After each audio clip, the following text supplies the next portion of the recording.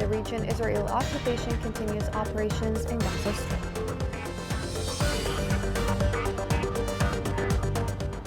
Houthi militia escalates on a dollar front and targets populated areas.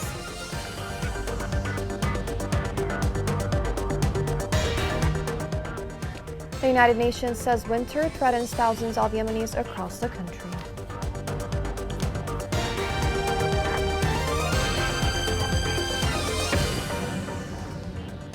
Welcome to Yemen Today TV. This is the English News Summary. Shazab Delbayn. The National Contact Center confirmed that the Bahraini ambassador to Tel Aviv had returned to the kingdom since a long time ago. The Bahraini Contact Center emphasized the approach of the Kingdom of Bahrain for enhancing security and stability and consolidating peace in the region in a way that guarantees the right of the Palestinian people to establish its independent state. The UAE warned that there is a real danger that the war between Israel and Hamas in Gaza will expand to the region. Minister of State said that they continued to work to stop this war. It continued saying that the danger of the regional expansion and further escalation is real, as well as the danger of extremist groups.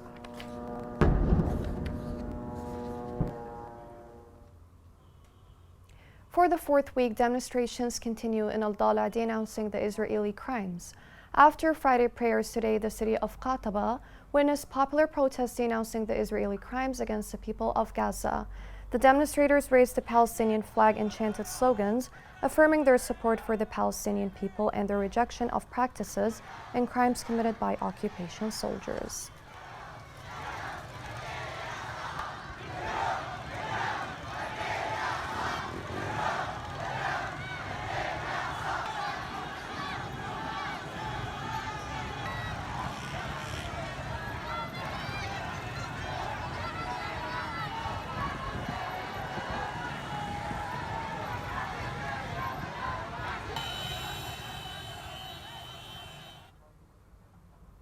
Israel encircled Gaza City amid heavy explosions.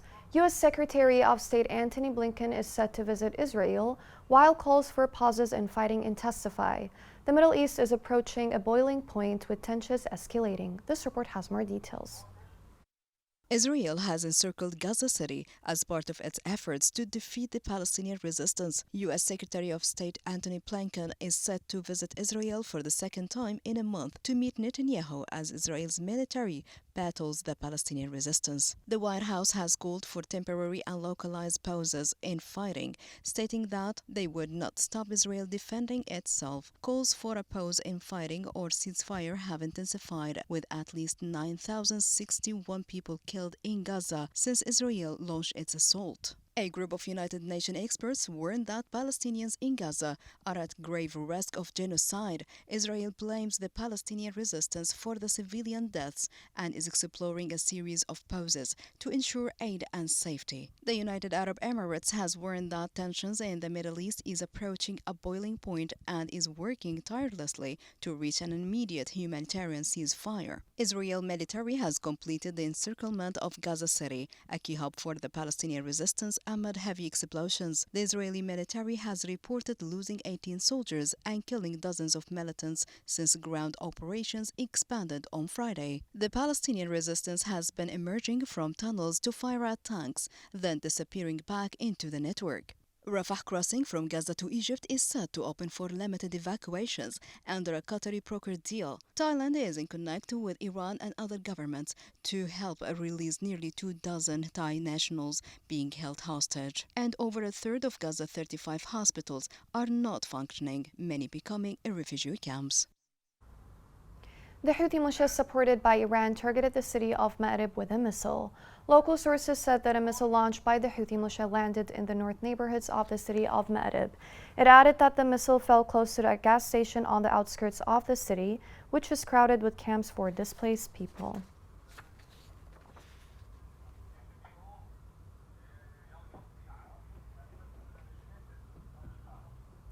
Local sources said that the Houthi militia targeted an area located close to the front lines between Lahj and Taz. The sources stated that the Houthi militia targeted with artillery, causing damage to citizens' property in addition to causing a state of fear. According to the sources, the bombing came suddenly by the militia without any targeting or response from the forces stationed on the front.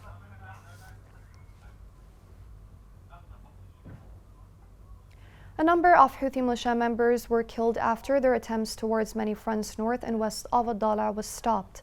After defeating them, the militia resorted to bombing residential areas adjacent to the fire line. This report has more details. The joint forces thwarted an attack on their positions in the Murais sector, adjacent to Dam district, and a Houthi infiltration operation towards the Al-Fakhr front northwest of Al-Dala. A field military source in the Al-Dala fighting axis said that the Houthi militia launched a series of attacks, but government forces stationed on the various fronts of Al-Dala repelled their advances, inflicting severe losses. After their defeat, members of the Houthi militia resorted to indiscriminate bombing of military sites and residential areas. Houthis, as most of you know, abide by no agenda or moral compass. Over the past few days, the group has launched a series of failed attacks on joint forces positions. 2 days ago, in Murais, the attacks were thwarted and the group suffered heavy losses.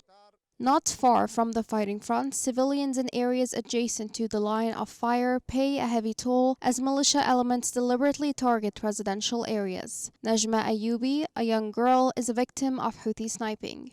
She was left paralyzed after Houthi elements gunned her down, leaving her paralyzed. Najma was grazing sheep near her house in the Markhaza area. While grazing sheep near her home, Najma Mubarak Liubi was sniped by Houthis. She suffered 5 gunshots, and now she has been hospitalized and can't attend school. More than 11,000 children have now been killed or maimed as a result of the conflict in Yemen, according to UNICEF, an average of 4 a day since the escalation of the conflict in 2015. As these are the only UN-verified incidents, the true toll of this conflict is likely to be far higher.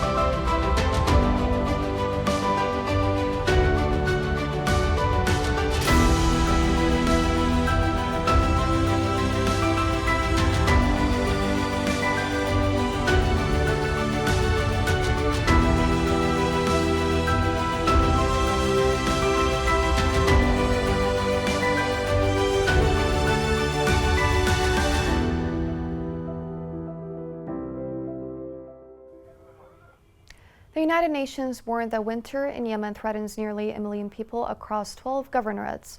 Ma'rib, which hosts most of Yemen's displaced population, suffers with the lack of resources. This report has more details.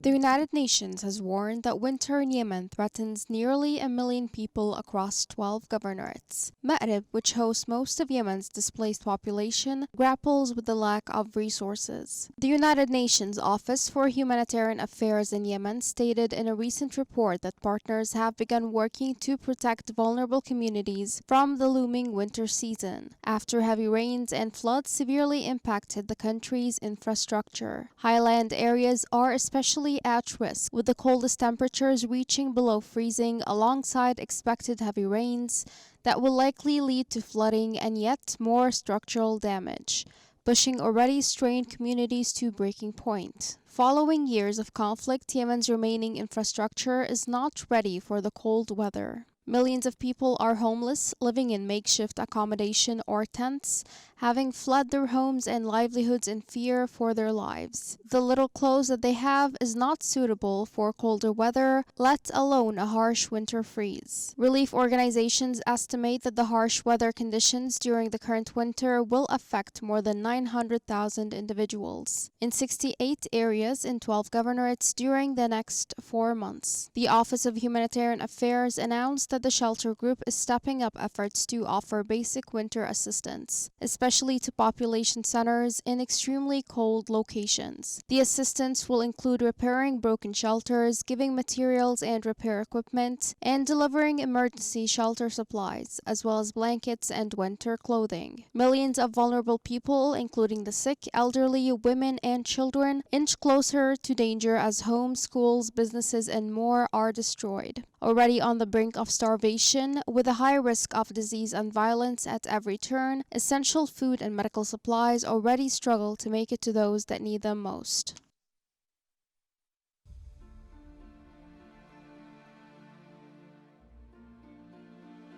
بن ثياب نشطط يعني ثياب نروح عن القرى نحوس وهذا نروح بثياب ونصلحها مقاولنا وكراتين من الشوارع.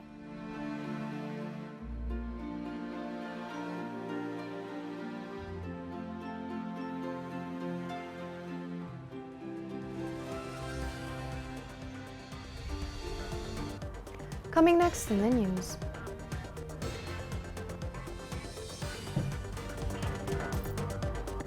Cholera plagues African migrants in Shabwa amid fears of widespread cases in the city.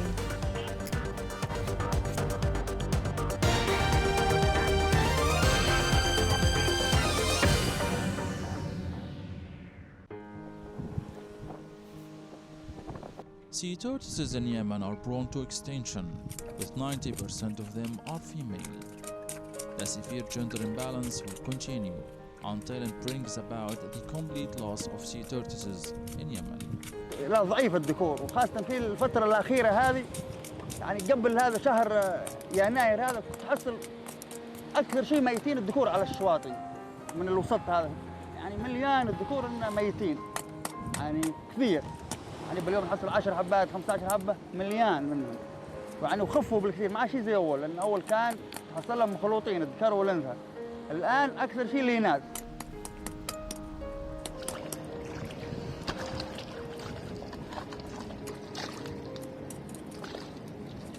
هناك دراسات عملت في كثير من المناطق الساحلية في المنطقة الاستوائية وأثبتت ارتفاع نسبة الإناث مقارنة بالذكور لتصل حتى إلى نسبة أكثر من 90% من نسبة الفاقسات وبالتالي سيعرض نسبة الذكور بشكل عام إلى التناقص وربما خلال أعوام قادمة إلى الانقراض للذكور من السلاحف البحرية.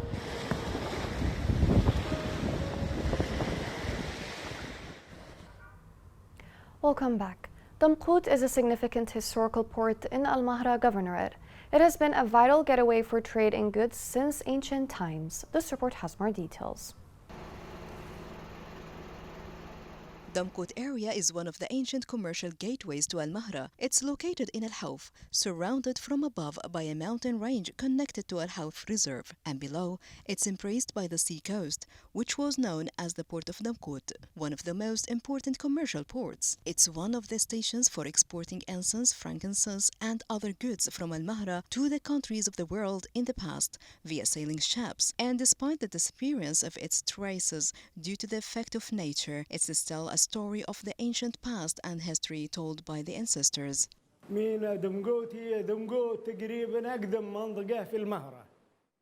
Dumqut is one of the oldest areas in Al Mahra, and ships used to pass through it due to its location, especially in the fall when the sea is calm. People came to Dumqut from various places such as Oman, Africa, and from all parts of the world to buy Al Mahra's products, especially dried fish, sardines, and frankincense. The history of Damkot port goes back to the ancient area, and it was of great importance to Al-Mahra Governorate and the Arabian Gulf region. It was used as a naval landing port in the era of Portuguese occupation on the coast of the Arabian Sea in the year 1507 AD, and for decades it formed the center for the frankincense, corn, dried fish, and other goods that were exported from Al-Mahra to countries around the world, most notably India and Africa.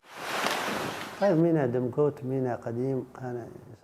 port of Damkot is very old and was called the port of Al-Azd. It also has historical importance. When the Portuguese came in the past, they expanded it to dock their large ships there, as the port was a maritime landing station for ships carrying goods.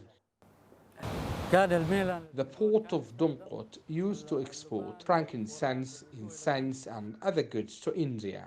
Damkot area and its seacoast are considered one of the most important historical landmarks in Al-Mahra, as it played an important role in the history. It was a center of rule and control and was subjected to invasion at that time by the Portuguese due to its strategic location. Damkot, until today, is preserving its historical uniqueness.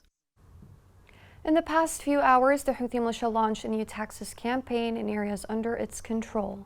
Local sources said the Houthi militia has begun imposing new taxes on all government services, in addition to collecting new taxes from citizens. According to the sources, the militia claimed that the new taxes they launched would be to support the Palestinian people through the missile force. People of the city of Aden are waiting for the electricity system to go out of service again after a few days of stability as a result of the detention of oil tankers in Abyan. The Aden Electricity Corporation warned of unexpected out of service of the power station if crude oil trailers continue to be detained. Shabwa Governorate is experiencing a state of emergency after cases of the cholera epidemic appeared among the African migrant camp located in the south of Ataq city. This report has more details. The security authorities in the city of Ataq imposed a security cordon on the camps of African infiltrators located in the southern suburbs of the city by imposing a siege on it after confirming the presence of cases of cholera epidemic among the camp residents. The security cordon came as a precautionary measure to limit the transmission of infection to residents of neighboring neighborhoods. طبعا بناء على توجيهات الشيخ عوض محمد الوزير محافظ المحافظة تم تشكيل. Based on the governor's instructions, we formed an emergency committee because of the spread of cholera disease. We succeeded to control the prevalence of the disease in the city with the help of security people. The results of laboratory tests confirmed the infection of 7 cases of cholera epidemic out of 20 suspected cases inside the camp at the time. The disease led to complications of kidney failure in 3 cases as a result of severe dehydration. The health authorities in the governorate have taken a series of measures in an attempt to contain the epidemic and save the lives of those infected. ظهرت حالات لديهم اسهالات. Some cases appeared to have diarrhea, so we formed a treatment center. We received 13 cases and 11 of them were positive cases, and we sent them to centers in Aden to do the PCR test. A state of apprehension and anxiety prevails in Shabwa Governorate, fearing the transmission and spread of this dangerous and deadly epidemic among the population due to the mixing with immigrants. Shabwa Governorate faces large and additional burdens in the security, health, and economic aspects. With the increasing spread of the wedge, hundreds of illegal immigrants arrive on a daily basis in the city and regions of the governorate in light of the complete absence of the role of United Nations organizations.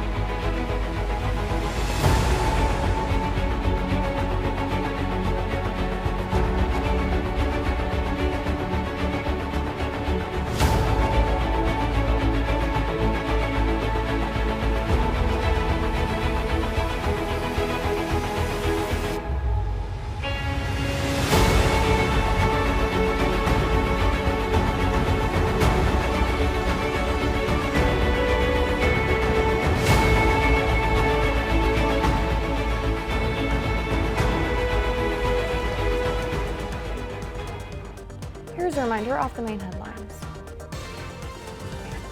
As Antony Blinken arrives in the region, Israel occupation continues operations in Gaza Strip.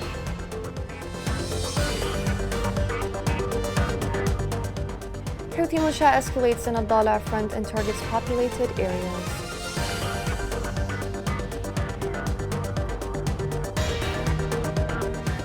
The United Nations says winter threatens thousands of Yemenis across the country.